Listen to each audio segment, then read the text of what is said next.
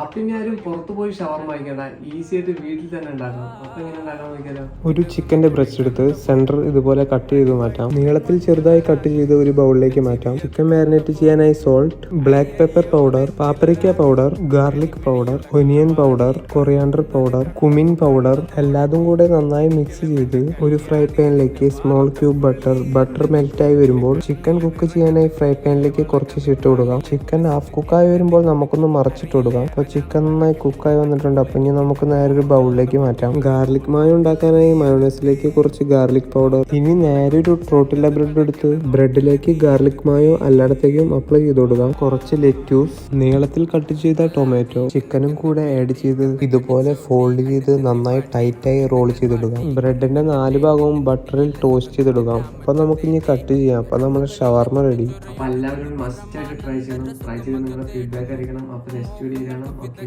By.